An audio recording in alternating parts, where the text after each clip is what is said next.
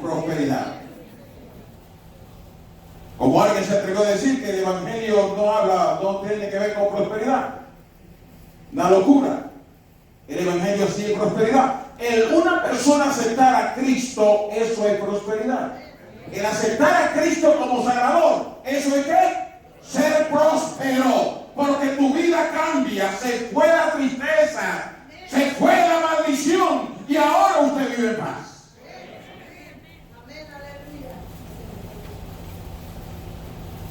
Así que vemos esta noche el mandamiento número 6. No matarás.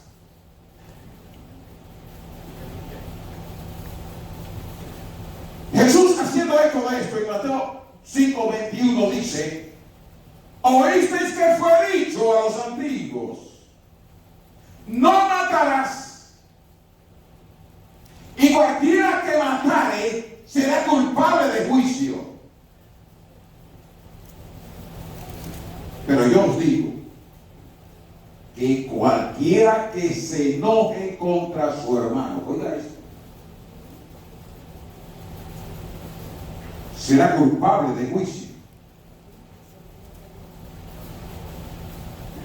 Y cualquiera que diga necio a su hermano será culpable ante el concilio. Y cualquiera que le diga fatuo quedará expuesto al infierno de fuego. Esto es serio. Por tanto, si traes tu ofrenda al altar,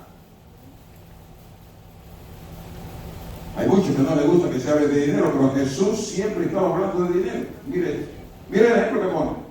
Si traes tu ofrenda al altar y allí te acuerdas que tu hermano tiene algo contra ti, deja allí tu ofrenda delante del altar y anda y reconcíliate primero con tu hermano, y entonces ven y presenta tu ofrenda.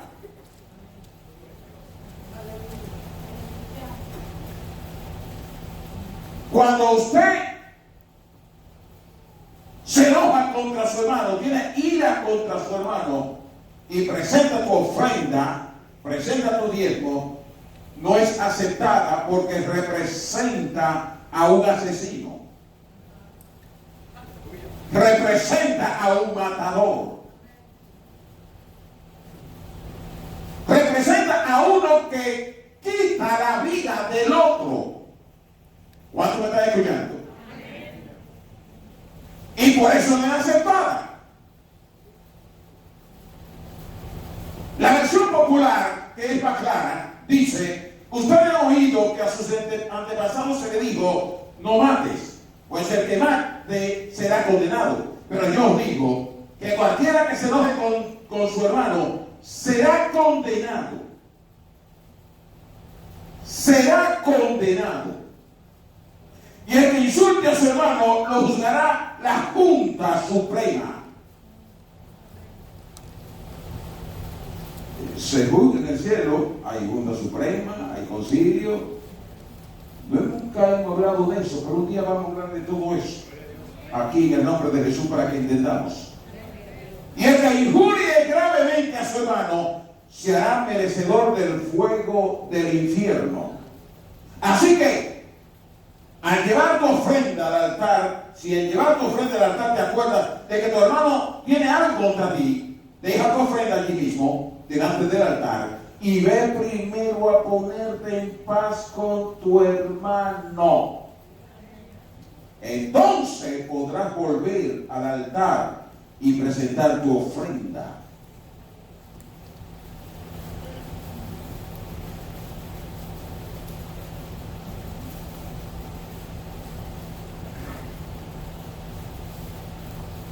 Pudiéramos entender esto con otro pasaje como Tito, que Pablo le dice a Tito. ¿Cómo podemos entender esto?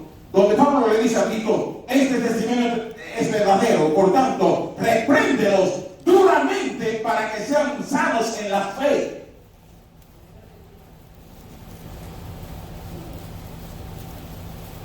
Es decir, Pablo defiende la idea, instruye a un pastor, que hay a personas que hay que reprenderlos duramente.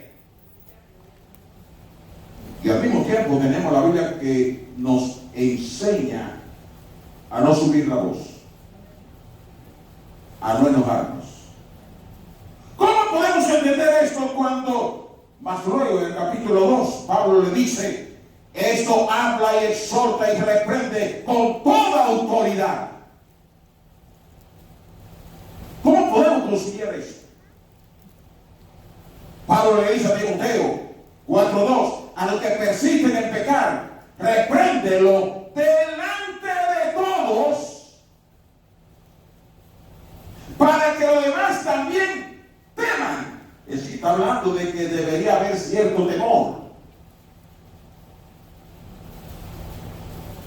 Esto es solo para que usted vaya masticando. Mientras vamos desarrollando el tema. Primero de Juan 3:15, mientras usted mastica eso, dice, todo aquel que aborrece a su hermano es homicida, es un matador. Y sabemos que ningún homicida tiene vida eterna permanente en él. Todo aquel que aborrece a su hermano. Hay personas que el solo hecho de escuchar el nombre de otra persona se le hace un nudo en la garganta.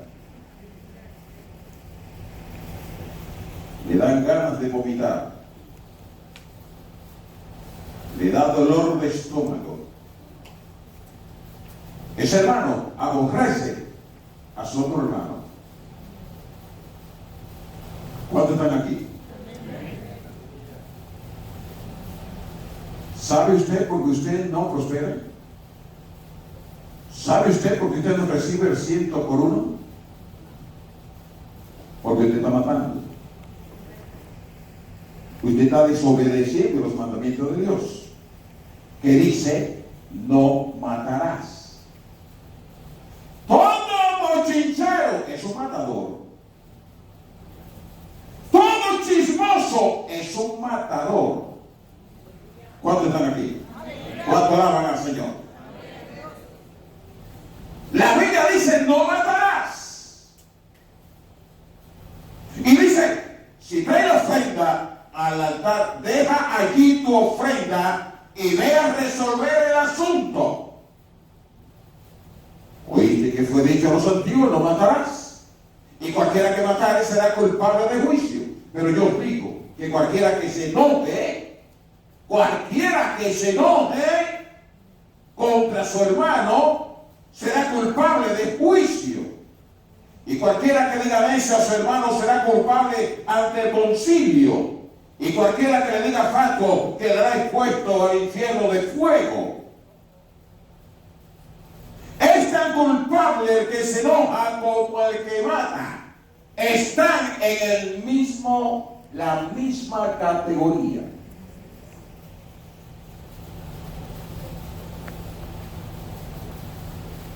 Estaba masticando los otros versos que dije hace rato.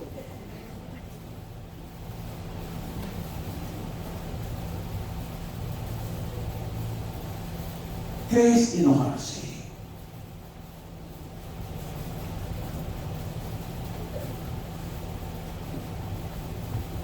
¿Es que no me puede dar ira?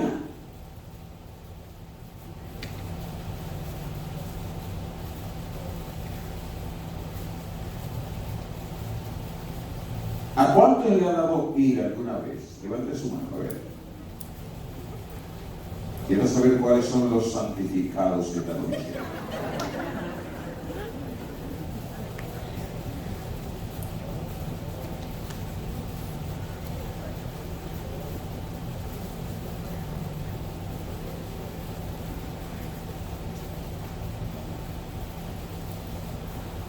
Efesios, Pablo escribiendo a los Efesios 4:26 y 27 dice, airaos, pero no pequéis.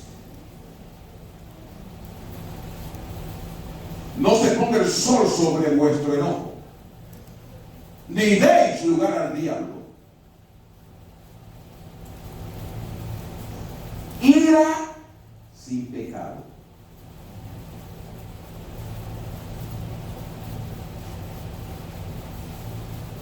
Ira sin pecado. Porque si hay pecado, toda tu prosperidad y toda tu ofrenda no te va a servir de nada. ¿Y cómo se hace? Airaos, pero no pequéis. Pablo está diciendo, sí, existe una ira que no es pecado.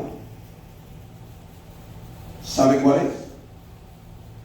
La ira, digamos, la ira volátil. Ira sin pecado. Es una ira que no se expande. Es una ira que no es vengadora. Es una ira que no desea el mal del otro. Es volátil. Es como una hoja seca que prendió y se apagó. Ira sin pecado. Airaos, pero no pequéis.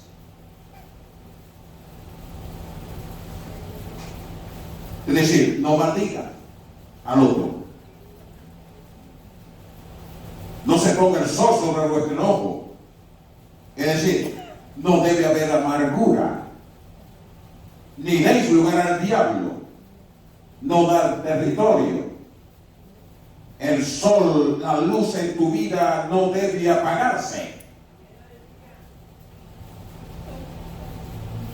Hay un versículo de Jesús hablando, dice la Biblia. Jesús dice, entonces mirándolos alrededor con enojo, entristecido por la dureza de sus corazones, dijo al hombre, extiende tu mano. Y él extendió y la mano le fue restaurada sana. Es decir, estamos mirando un momento de enojo de Jesús. Pero el momento de más enojo en Jesús fue cuando fue al templo y tomó un azote, echó a todo el mundo afuera.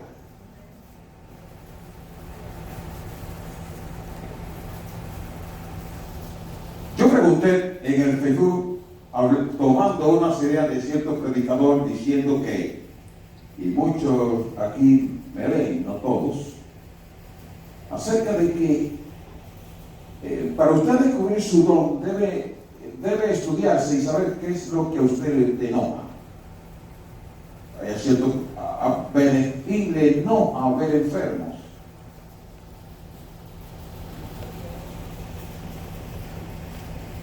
A él le gusta que todo el mundo esté sano. Al profeta le enoja el que la gente no tenga revelación. Le enoja que no haya una chispa del Espíritu.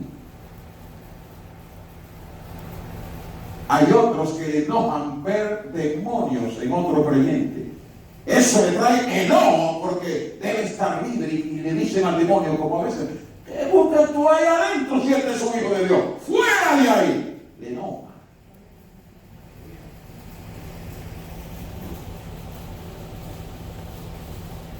¿Sabe qué era lo más que enojaba a Jesús? A Jesús lo enojaba muchas cosas, pero le voy a decir la que más lo enojaba. A Jesús lo más que lo enojaba era el desorden.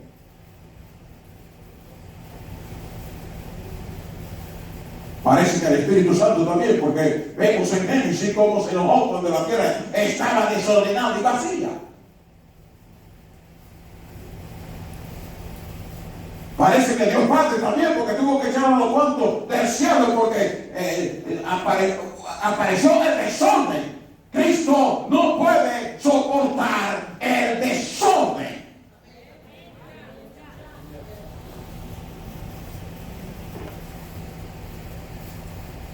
Por cierto, si hay algo que a mí me molesta personalmente, es el desorden. La falta de que las cosas estén claras. La falta de que las cosas estén en una dirección correcta.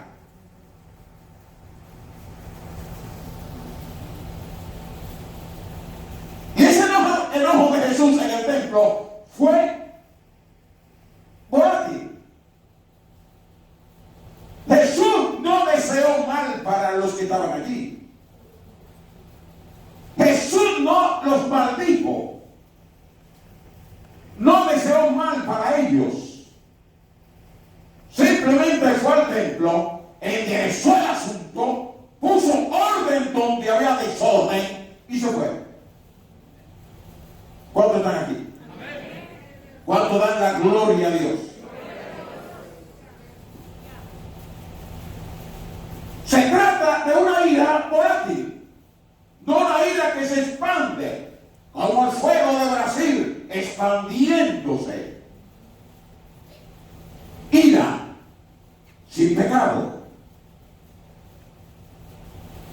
¡Wow! Esa ira apasionada que le da a mucha gente, una ira apasionada, una ira destructora. Esa ira le abre la puerta al diablo. Por eso dice, no deis lugar al diablo. Esa ira de tirar la puerta de la casa y caerle a patada. Esa ira.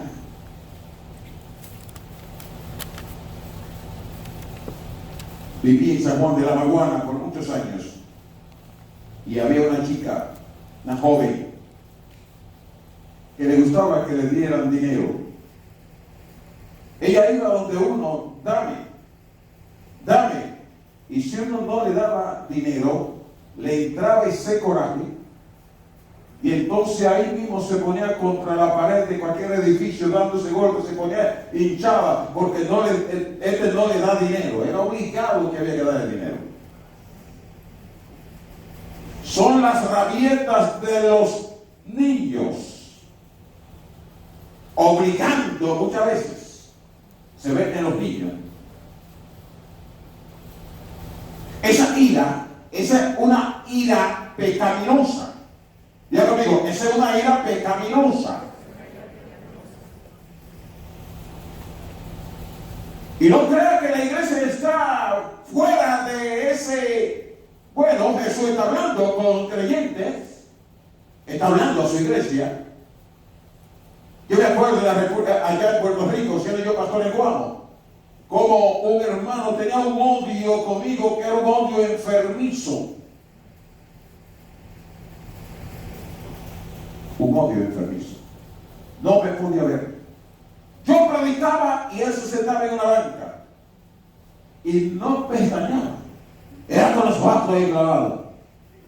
Yo no sé cuántas cosas estaría diciéndome por dentro, pero una ira que se veía.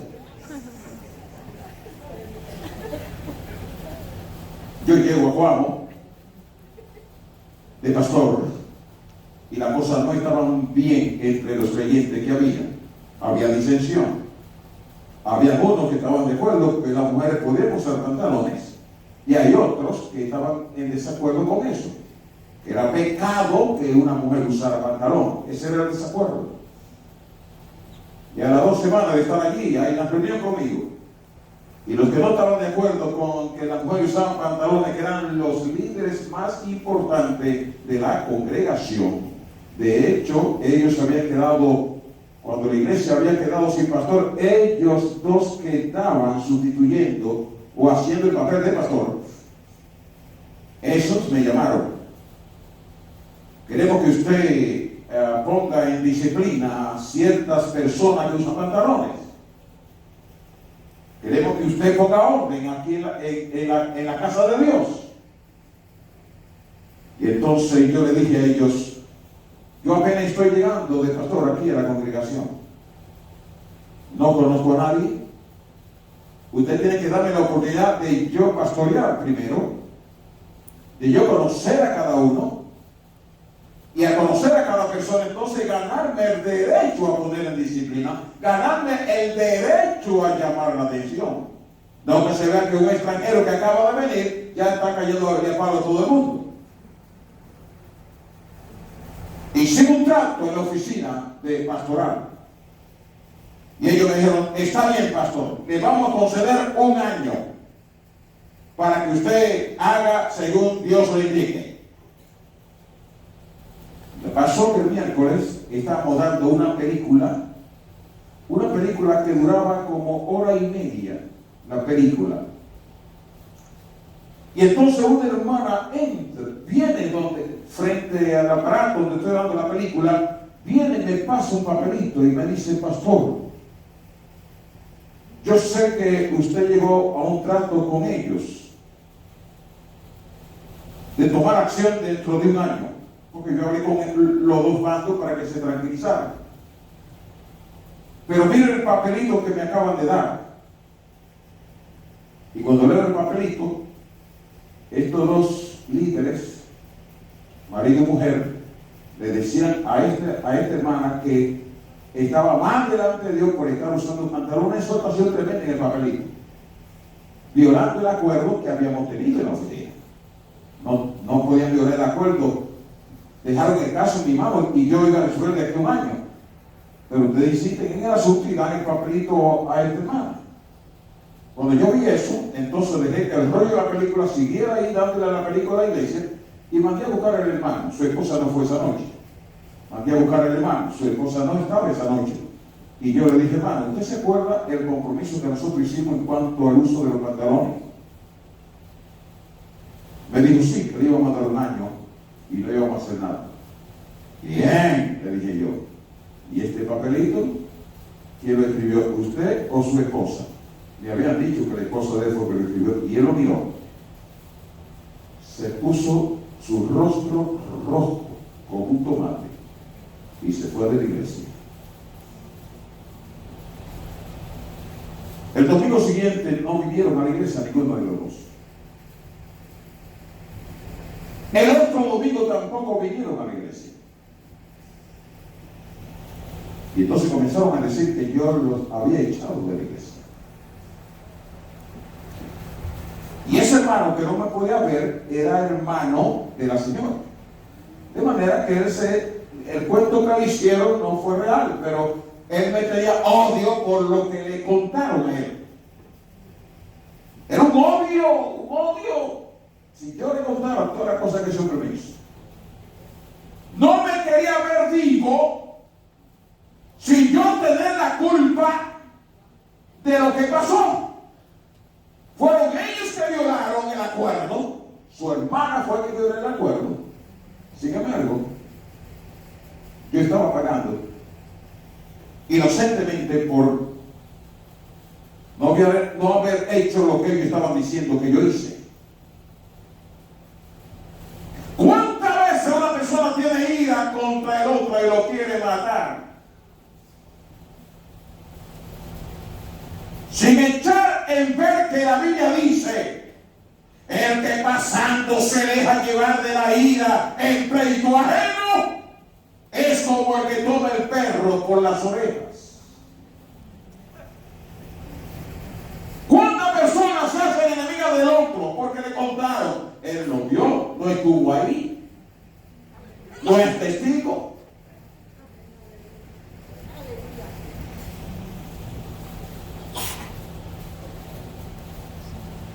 Y muchos de las iglesias se volvieron en el problema.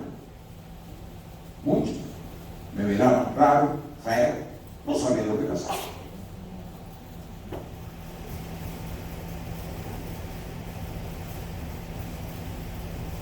El pastor le ofendió.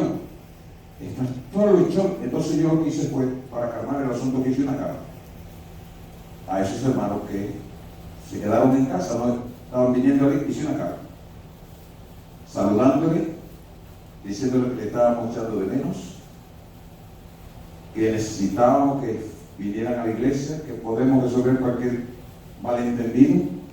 Y finalmente yo le puse: el domingo yo voy a estar a la entrada de la iglesia simplemente para darle la bienvenida y saludarle personalmente a ustedes. Esa carta, por cierto, yo se la leí primero a esa persona que estaban médicos conmigo para que supieran que yo estaba mandando una carta. Cuando ellos recibieron la carta, se enojaron más. ¿Y qué es lo que se cree? Que después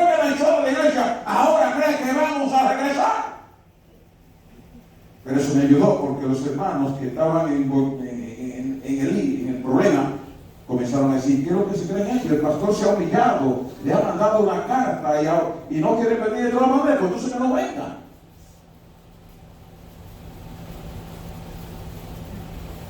Yo estoy hablando de una experiencia personal, pero yo creo que muchos de ustedes han pasado por esa misma experiencia en el trabajo, entre familia, donde el otro no vio, no es testigo, y tú no sabes por qué no te saludan.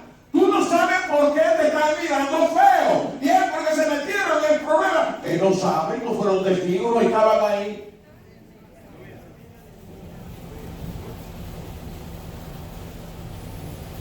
No matarás. Tú no eres testigo, no matarás.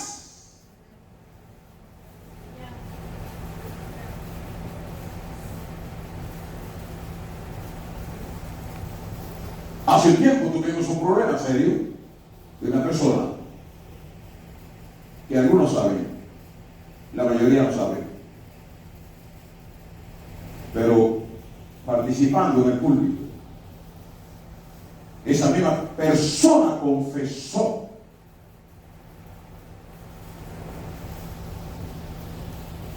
haber estado detrás de la falda de 3. Lo confesó. En realidad eran 4, porque una era de México, pero ¿cómo se podía hablar con la de México? Eran 3 acá y una que no estaba para hablar. ¿Por qué no está en el púlpito? Es que el apóstol me puso disciplina por venganza. ¿Y cómo le hacemos ahora? ¿Cómo venimos a la congregación y le decimos claramente qué es lo que está pasando, incluso delante de esa persona? A ver qué va a decir. ¿Cómo se hace? El fuego no se hace más grande. ¿Cómo explicarle a la congregación?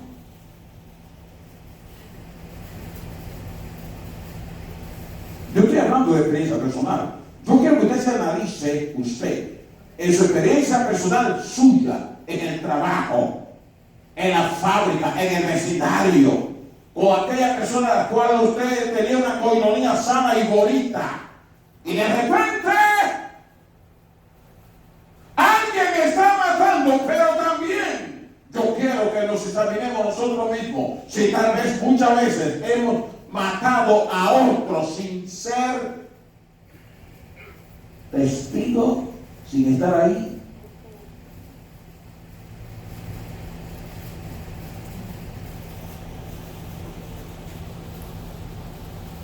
No matarás.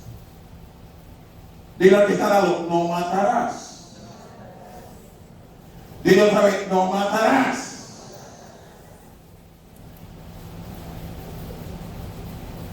Hay personas que se enojan tanto que se muerden ellos mismos.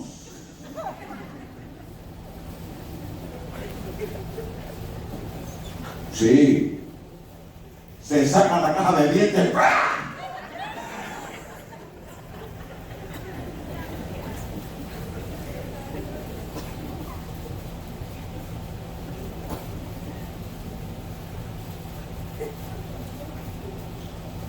Mujeres que aceitan que el esposo se vaya al trabajo y dicen: ya no soporto más, y agarran una caja y meten toda la ropa, van al patio, le ponen gasolina a la ropa y le queman toda la ropa al hombre.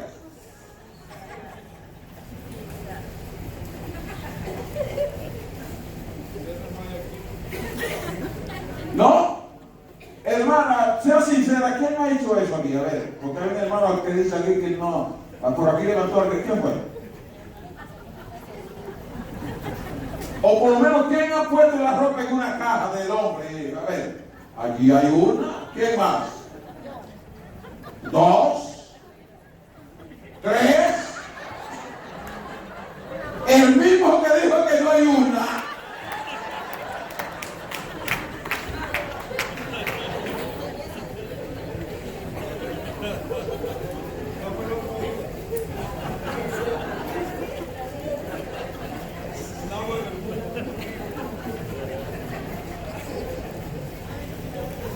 Alábate, alábate.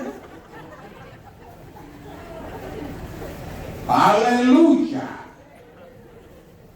Ira. Enojo incontrolable. Eso es pecado. Dije, eso es pecado. No va a prosperar si te enoja de una forma descontrolada.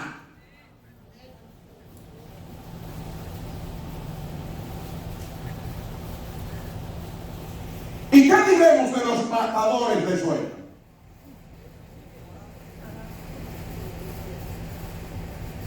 El padre que le dijo que en la casa de Elisa dijo, ese güey no va para ninguna parte.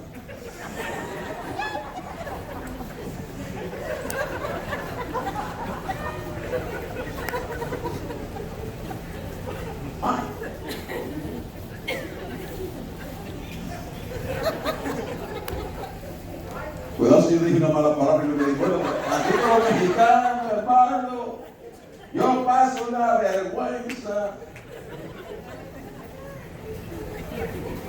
Eva, dije algo malo.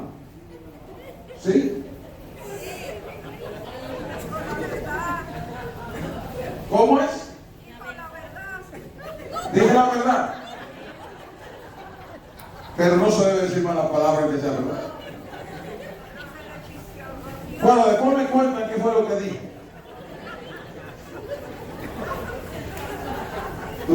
¿Es mala palabra para mí? ¿Y usted? ¿Es mala palabra para usted? Sí. Sí, el hermano, usted, para usted es mala palabra. ¿Sí? ¿Y usted, hermana? ¿Y para usted? Bueno, aquí hay 3 contra 2. A ver quién da más. ¿Ah?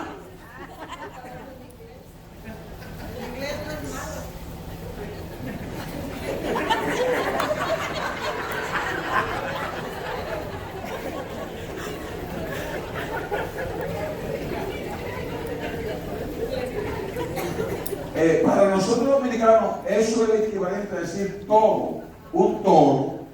O pregunto yo, ¿es mala palabra decir toro? ¿Por si acaso? Es el equivalente a eso. Allá decimos una de esas 2 palabras. Toro o lo otro.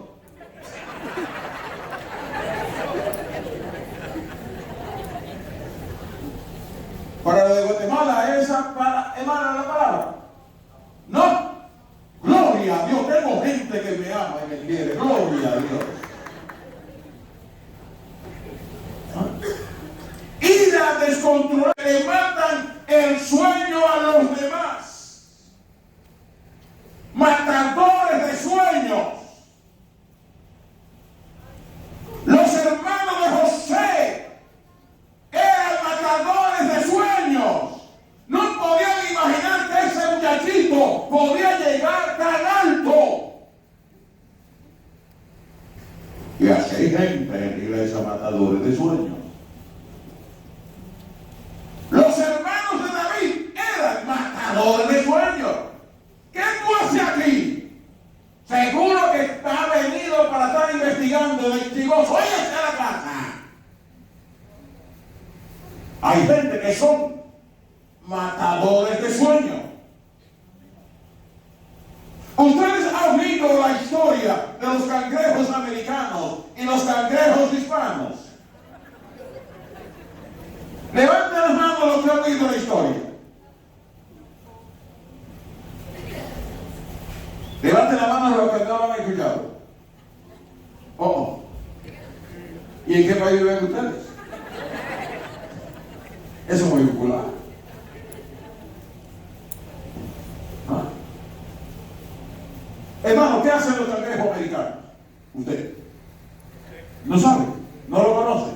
Son gringos, son amarillos. ¿Tú sabes lo que hacen los cangrejos americanos? Pero ¿será que no me quieren ayudar? Hermano, venga acá, a ver qué usted me dice. ¿Qué hacen los cangrejos americanos? Dígalo ahí, para que lo que levantaron la mano sepan. Llega uno a la orilla del bote, ayuda a los otros a salir. Y así sale, de esa manera sale todo. Es decir, que cuando un cangrejo quiere salir de la caja esa, arriba. ¿Qué hacen los otros cangrejos gringos? Lo empujan para que salgan. Sí. Ahora, sea un cangrejo hispano que ven que está ahí queriendo salir, ¿qué hacen los otros? Lo jalan para abajo.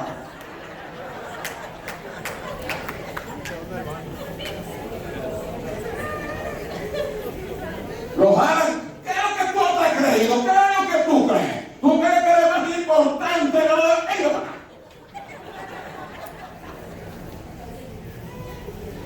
Como cierta hermana que vio que uno evangelizaba mucho y ganaba gente para Cristo. Hermana, no se afane tanto. Porque usted está sudando de casa en casa, no haga eso. Usted se va a morir haciendo eso. Es como me contaron la historia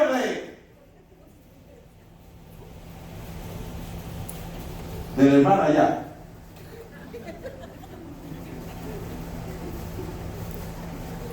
Ella tenía unos cuantos grupos y tenía uno, creo que iba a Indiana, ¿no? Con otro grupo. O sea, ¿y por qué usted tiene que ir tan lejos para esos grupos? No vaya tan lejos. Cuando a mí me lo dijeron, digo, dejen a la hermana quieta, que ella es que controla su tiempo. Ella es la que sabe si tiene gasolina para ir o no ir. O si quiere ir a pie y va a pie, no se mete en lo que ella está haciendo. Gente que no está dispuesta a sacrificarse por el Señor y eso le da como envidia.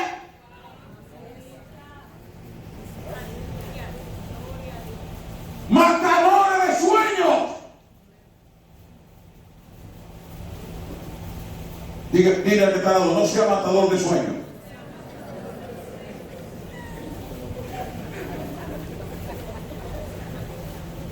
Mira, hay gente que le matan los sueños, se lo matan a Dios mismo, los sueños.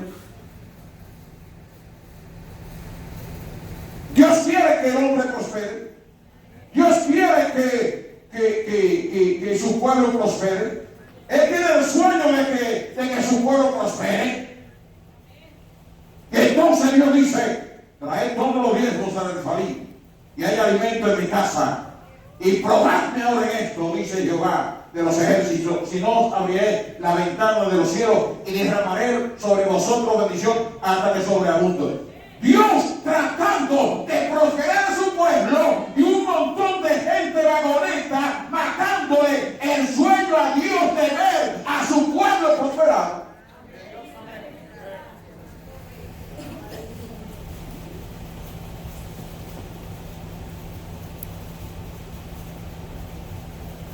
Hay muchas formas de matar sueños. Pablo le escribe a Timoteo, a Santiago le escribe su carta y dice, ¿de dónde vienen las guerras y los pleitos entre vosotros? Había problemas en esa iglesia. ¿De dónde vienen las guerras y los pleitos entre vosotros? Había un montón de creyentes matadores ahí. No es de vuestras pasiones, las cuales combaten en vuestros miembros, codiciáis y no tenéis, matáis y ardéis de envidia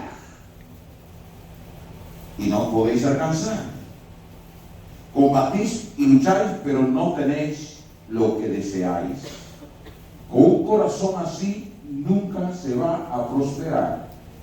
Escúchame, ponte ese corazón viejo ya.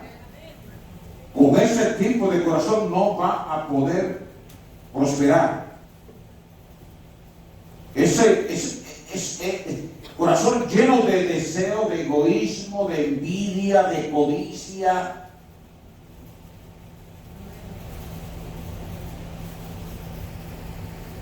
¿De dónde viene la guerra? Bueno, y la guerra tiene que ver con la lengua. El instrumento que más hace guerra es la lengua. Es la boca. ¿Cuántos están aquí? La boca. Dice la Biblia, la lengua está llena de veneno mortal. Dice Santiago 3:8. Complicado. Es complicado.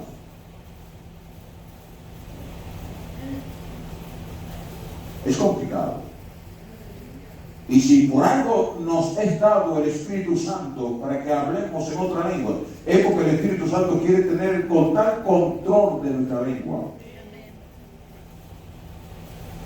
La Biblia dice que habla en lengua, así mismo se edifica. El hablar en lengua es para purificar nuestra manera de hablar, nuestro lenguaje. Y hay muchas formas de matar a los sueños y matar a otra persona. Cada vez que una persona te desanima, te impulsa a pecar, te está matando. Es culpable. Dije, es culpable. La Biblia dice: cualquiera que haga tropezar a uno de estos pequeñitos que cree en mí, mejor le fuera ¿qué? Mejor le fuera ¿qué? Mejor le fuera si se le atase una piedra de molino al cuello y se le arrase en el mar. Ser culpable de que una persona se vaya al infierno es algo serio. Ser culpable de que una persona deje de venir a la iglesia por culpa suya, eso es grave. Dije, eso es grave delante de Dios. Tiene consecuencias fatales. La Biblia dice, hablando de los matadores en relación a doctrina misma, hay muchos que matan a través de doctrina legalista. Y la Biblia dice, hubo también falsos profetas en el pueblo, como lo habrá entre vosotros, falsos maestros. Diga conmigo, falsos maestros. Dice, que introducirán encubiertamente herejías destructoras. Y aún negarán al Señor que los rescató, atrayendo sobre sí mismos destrucción repentina. Y muchos seguirán sus disoluciones. Porque muchas veces la falsa doctrina tiene cierta atractividad, por causa de lo cual el camino de la verdad será blasfemado. Y por avaricia, harán mercadería de vosotros con palabras fingidas, sobre los cuales ya de largo tiempo la condenación no se tarda y su perdición no se duerme. Hay otra forma de matar. El usted conocer la verdad del Evangelio y no compartirla con otra persona es matar.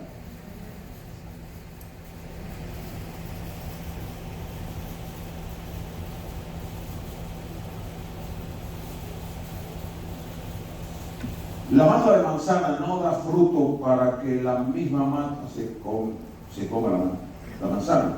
¿Para qué da la manzana? Para que otros. ¿Por qué Dios te salvó y te ha llenado de los frutos del Espíritu? Para que otro coma. No es para tú. Tengo este otro. No. ¿Saben lo que dice la palabra? Hablando de la responsabilidad de nosotros frente a los demás en cuanto a la predicación del Evangelio, es muy claro. Ezequiel 33. A ti, pues, hijo de hombre, te he puesto por atalaya a la casa de Israel. Y oirás la palabra de mi boca y los amonestarás de mi parte. Cuando yo dijere al impío, de cierto morirás, si tú no le hablares para que se guarde el impío de su camino. El impío morirá. El impío morirá por su pecado, pero su sangre demandaré de tu mano. Su sangre demandaré de tu mano. En la República Dominicana teníamos un pastor en la ciudad de Neiva, bien al sur de la República Dominicana. Un día estábamos hablando con él, porque sabíamos que su papá no se había entregado a Jesús.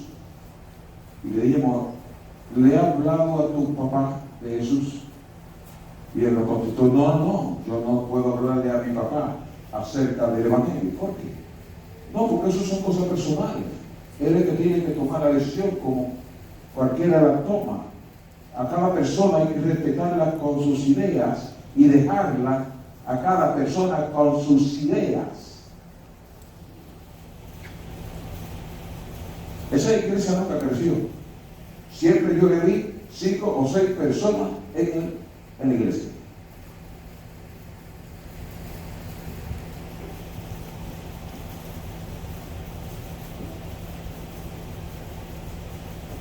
El impío morirá por su pecado, pero su sangre demandaré de tu mano.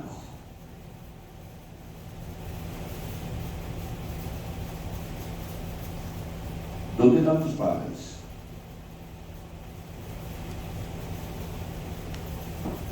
¿Dónde están tus hermanos? ¿Dónde están tus conocidos? Estamos en una era de tanta gente matadora que ahora la gente tiene hasta vergüenza de andar con su Biblia, porque eso es fanatismo. Sin embargo, yo veo en el mundo que un fanatismo endiablado. La mujer hasta protesta hasta sin ropa. ¡Qué fanatismo tremendo! Y usted no se atreve a ser un fanático por Cristo.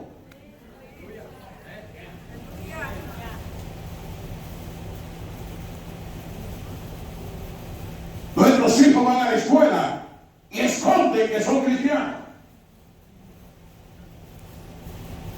Usted va al trabajo muchas veces en el trabajo no saben que usted es cristiano.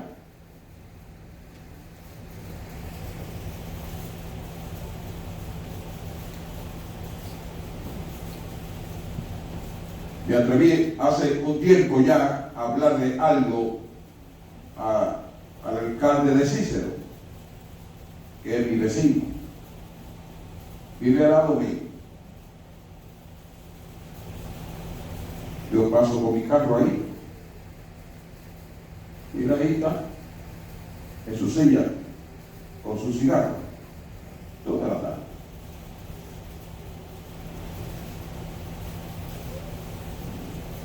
Interesante que un día parece que no tenía nada que fumar. Yo estaba haciendo la limpieza frente a mi casa y él me llama y me dice, me sorprendió su pregunta, porque le he hablado de Cristo. Me pregunta, ¿tiene un cigarrillo?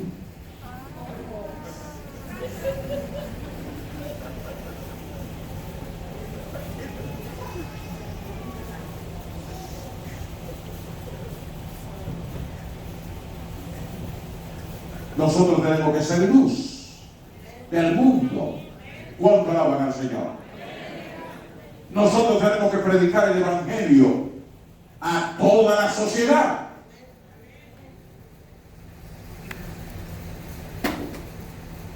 Yo no sé inglés, pero el asunto es que no sabe español. Mire, usted, es interesante la manera como nos comunicamos, pero nos comunicamos. Yo no sé. Hablamos.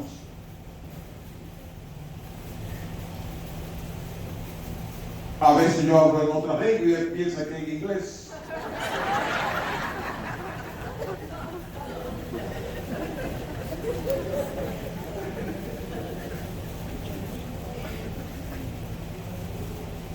Nosotros los creyentes somos responsables de predicar la verdad que está en nuestro espíritu y en nuestro corazón. Que el mundo sepa que hay salvación. El mundo debe saber.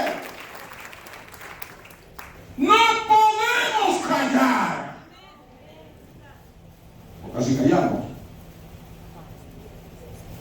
no vamos a ser prosperar.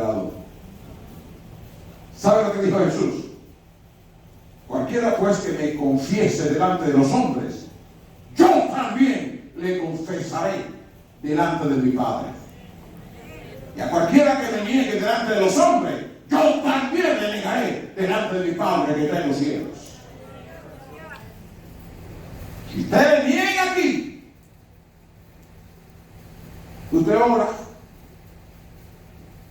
y Jesús le comunica al Padre. Cuando usted confiesa, sí, pero si lo niega, Jesús no te conoce. Él no puede pedirle al Padre en tu nombre, en nombre tuyo, porque tú lo has negado. ¿Cuántos están aquí? Usted no puede negar a Cristo frente a su esposa. Usted no puede negar a Cristo frente al vecindario. Usted no puede negar a Cristo en la fábrica. Usted no puede negar a Cristo nunca, porque Él te salvó. Él es la vida, Él es la vida, Él es el protector, Él es tu sanador. No puede negarlo.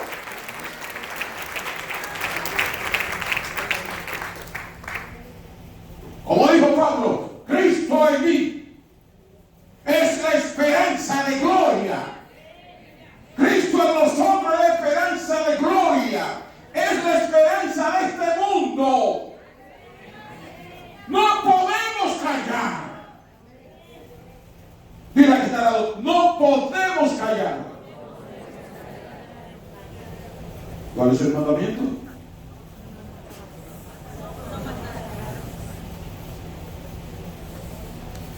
No matarás. No mate a tu esposo hablándole a tu amiga de él.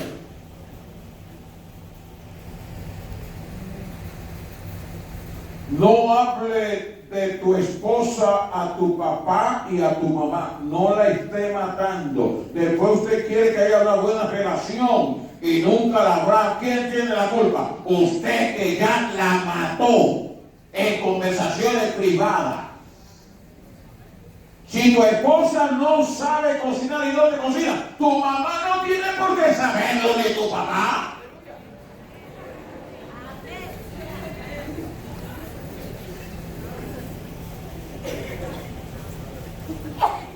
Porque después ustedes van a estar abrazándose y de besitos, pero papá y mamá no lo quieren en mente y no van a perdonar eso.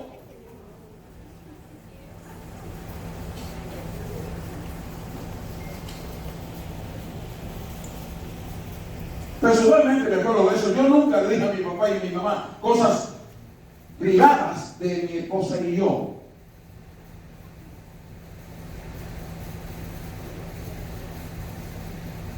Yo creo que eso ayudó a que yo la amaran tanto a mi esposa. Me acuerdo que un día papá dijo, de todos mis hijos, el que mejor casado está es mi hijo mayor. Y decía la verdad. ¿Qué busca un papá o una mamá quejándose al hijo del otro? Ahí está la mujercita esta matando al padre del hijo, delante del hijo, metiéndole cosas al hijo.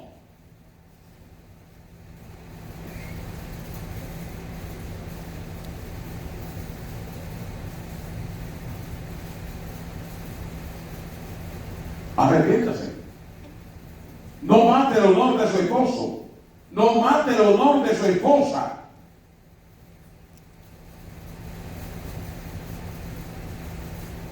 Tus familiares no tienen que saber los defectos de tus hijos. Los defectos de tus hijos, eso se guarda como una vasija de oro. Bien guardadito en un vaso, más nadie, porque si usted lo dice, te lo van a maltratar, no te quejes después.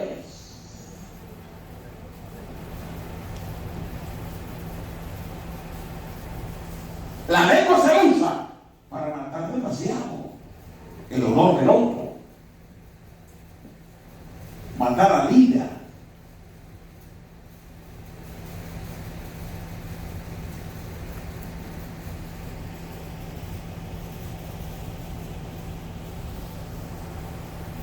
La Biblia dice que no debemos enojarnos, pero pero el líder tal lo viene enojado.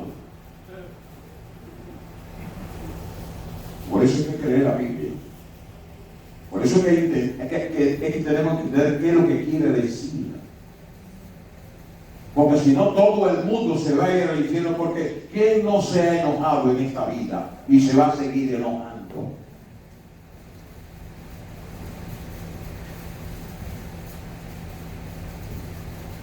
Levante la mano, dile: Señor, ayúdame a no pecar. Dile otra vez: Señor, ayúdame a no pecar. Otra vez: Señor, ayúdame a no pecar. Ahora yo le voy a decir a usted con quién tiene que estar enojado todo el tiempo.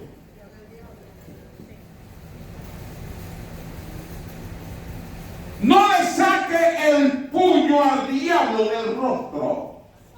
No le saque el puño al diablo. El diablo es el culpable de la desgracia del mundo. No le saque el puño. Vénsalo, destrúyalo, aniquílenlo hasta que Cristo venga. ¿Cuánto alaban al Señor? Póngase de pie. Padre, declaramos el poder de tu palabra en esta noche. Padre, tu palabra dice: no matarás. Ayúdanos, Señor. Pon guarda a nuestra boca. Que no destruyamos al otro líder. Que no destruyamos a los familiares. Que no destruyamos a otros que aman a Cristo. Para que no entendamos algo. Ayúdanos, Señor, a conservar la santidad. Ayúdanos a depender de tu Espíritu Santo. Padre, ayúdanos a vivir en santidad. Señor, ayúdanos. Ayúdanos. Ayúdanos. Bendigo esta congregación. Yo declaro que esta palabra ha llegado. Ha llegado y va a producir al 100%. Esta iglesia será prosperada porque obedece tu palabra. Aquí estamos, Señor, para prosperar y hacer tu voluntad. En el nombre de Jesús. Amén.